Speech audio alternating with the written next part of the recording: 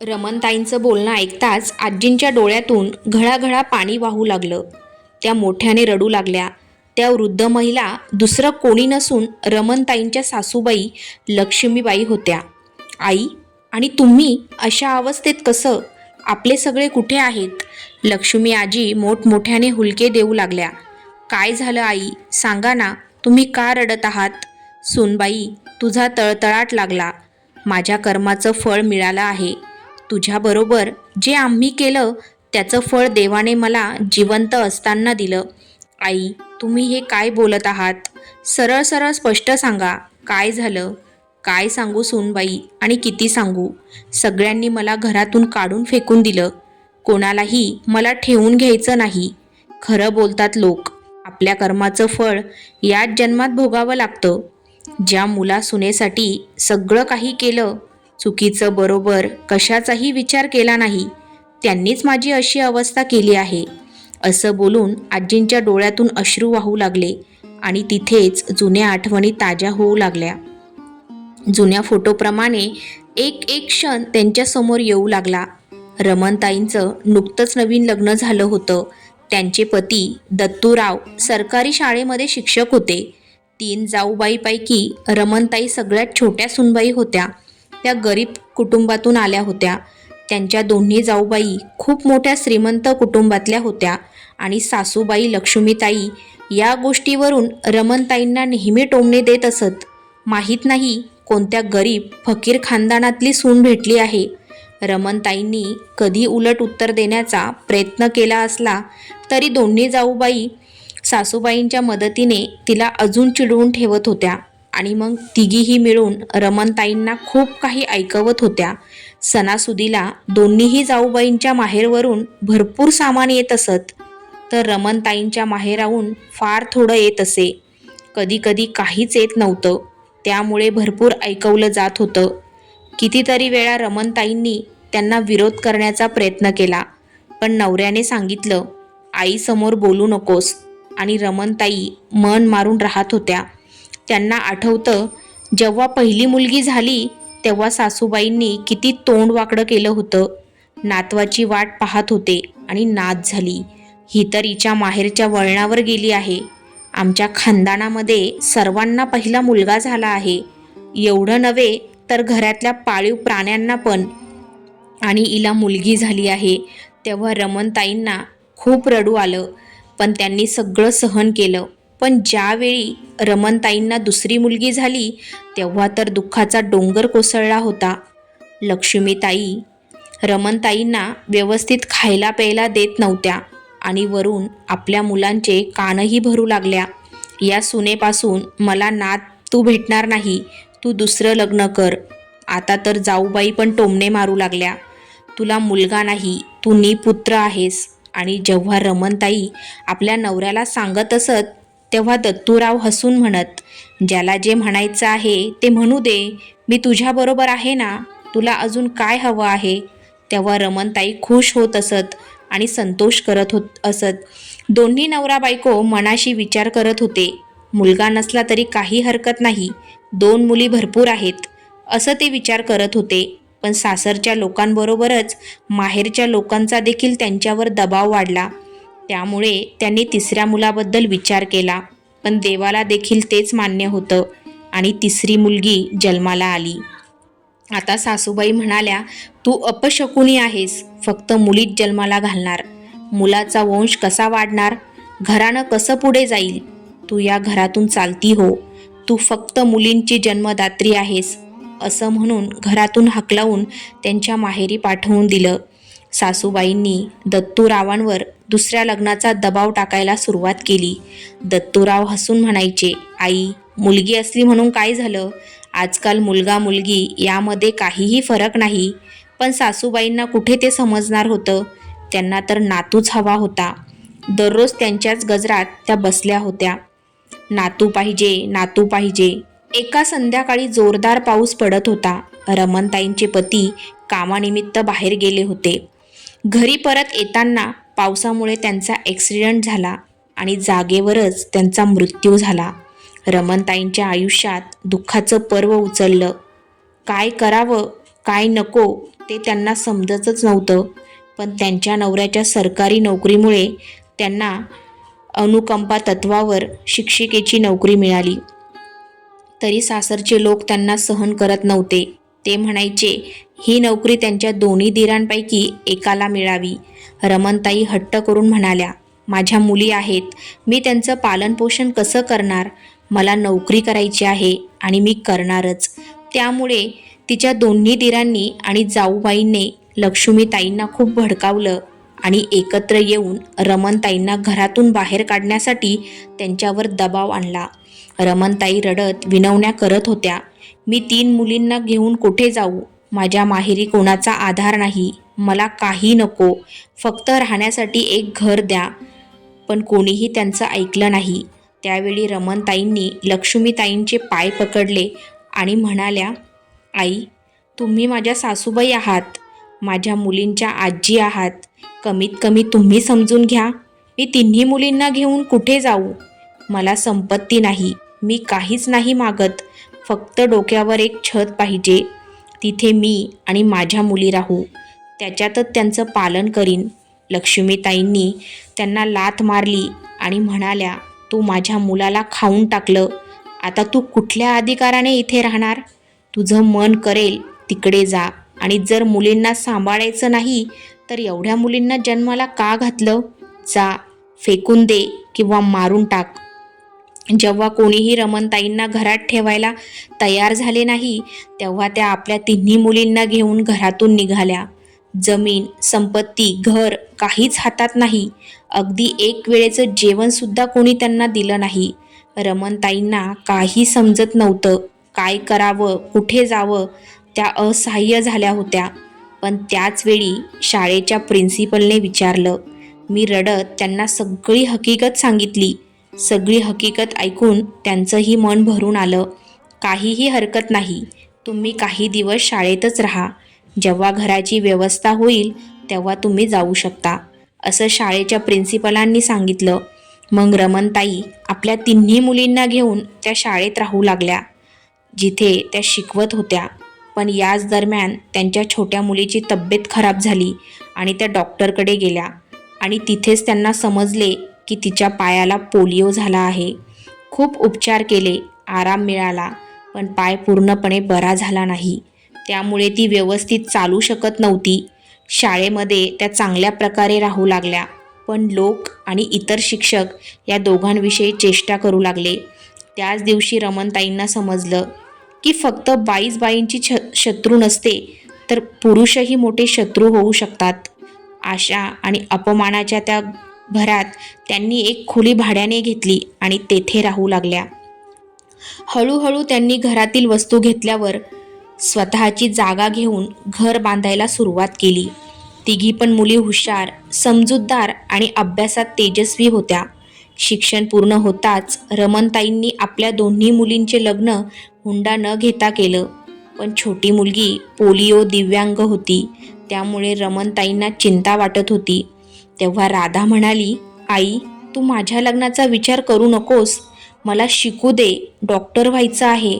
मी माझं शिक्षण पूर्ण करून स्वतःच्या पायावर उभी राहील, मगच लग्नाचा विचार करेल.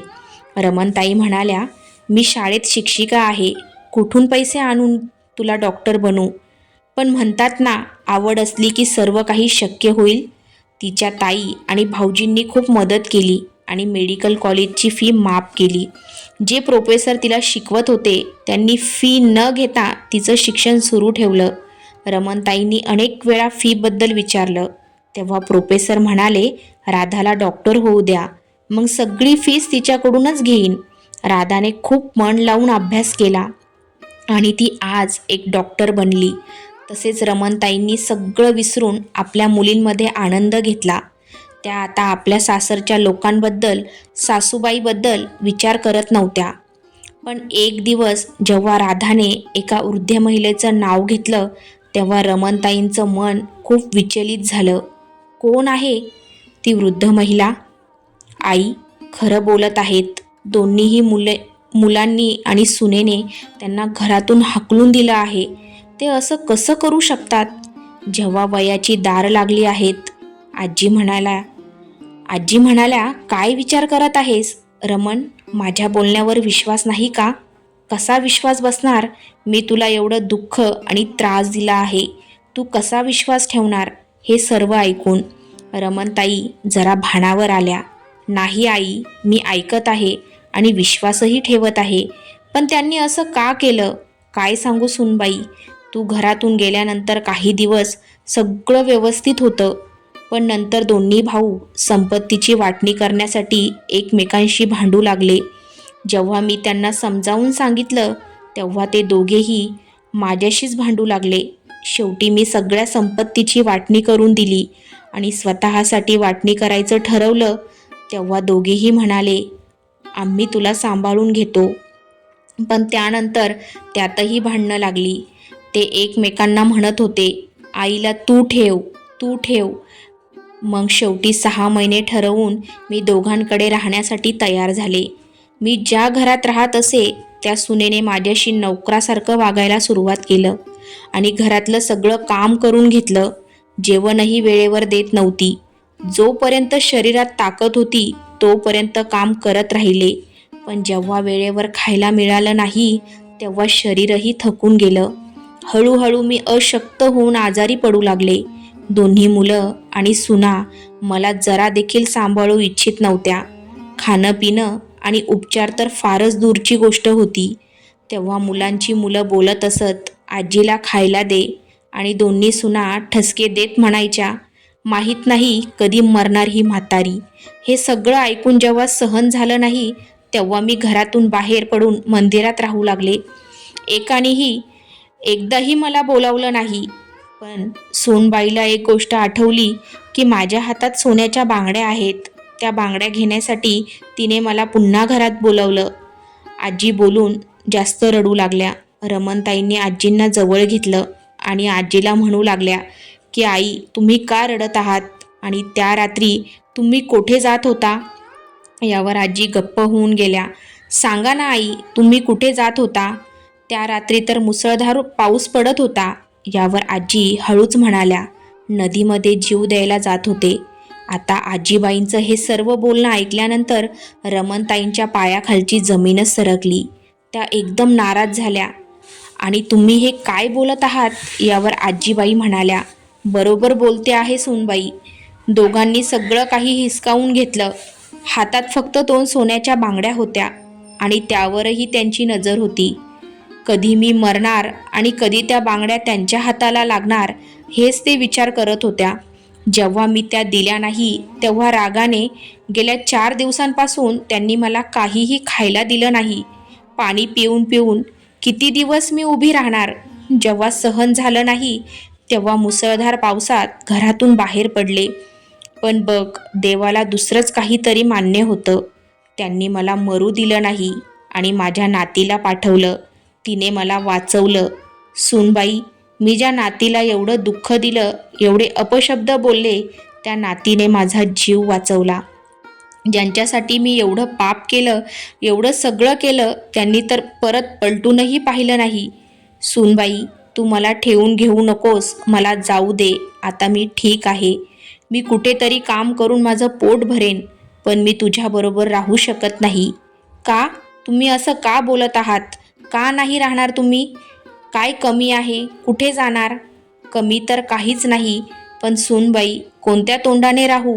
या तोंडाने तुला किती शिव्या दिल्या आहेत, किती अपशब्द बोलले आहेत, किती त्रास दिला आहे. म्हणून लाज वाटते मला.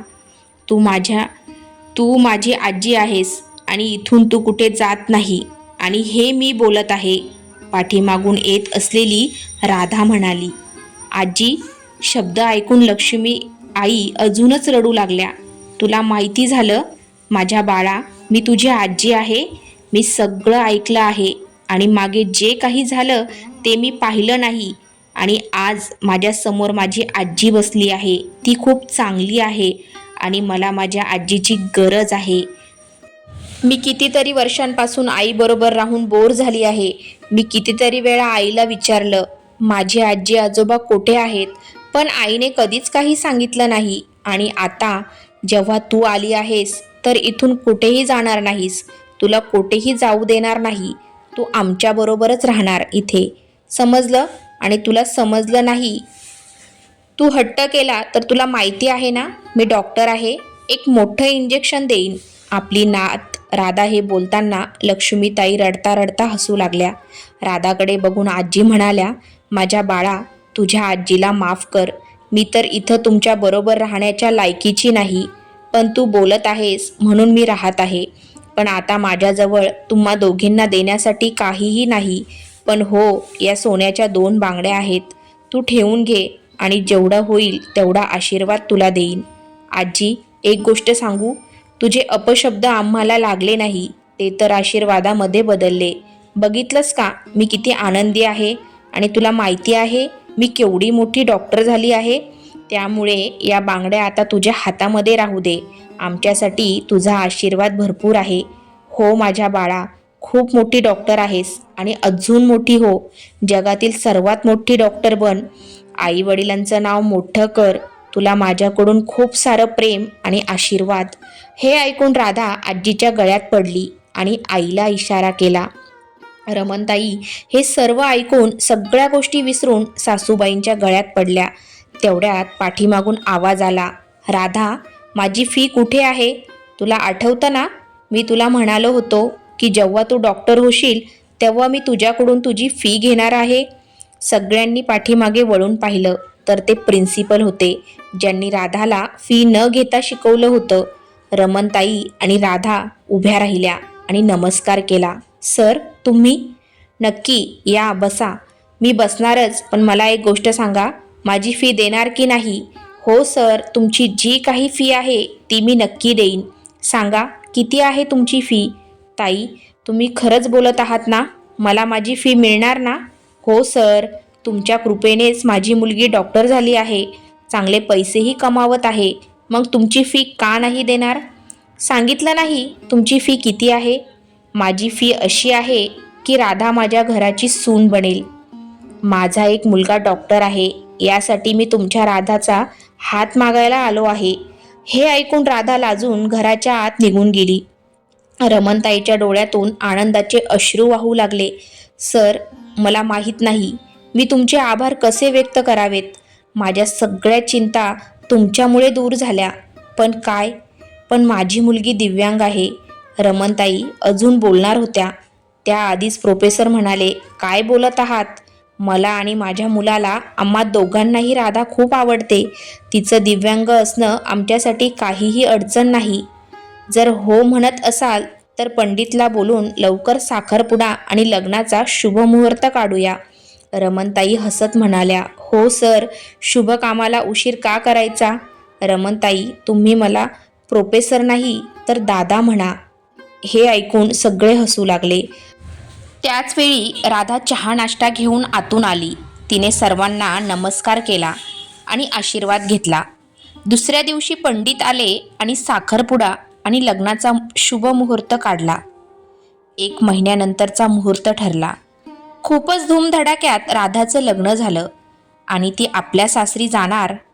आता जाता जाता ती आपल्या डॉक्टर नवऱ्याला म्हणाली, माझ्या आईला आम्ही बहिणींशिवाय दुसरं कोणी नाही आणि मी माझ्या सासरी माझ्या सासू सासऱ्यांसोबत माझ्या आईची काळजी घेईल. आता तर वृद्ध आजी आहेत, त्यांची काळजी घ्यावी लागणार. नवरा हसत म्हणाला, फक्त तुझी आई नाही, आई, आपली आजी आणि अजून एक गोष्ट, आपण दोघं मिळून त्यांची काळजी घेऊया. हे ऐकून राधा खूप खुश झाली. तर मित्रांनो, जर या कथेने तुमचं मन जिंकलं असेल तर कृपया कथेला लाईक करा, शेअर करा आणि अशाच नवनवीन कथा ऐकण्यासाठी आपल्या चॅनलला सबस्क्राईब करा.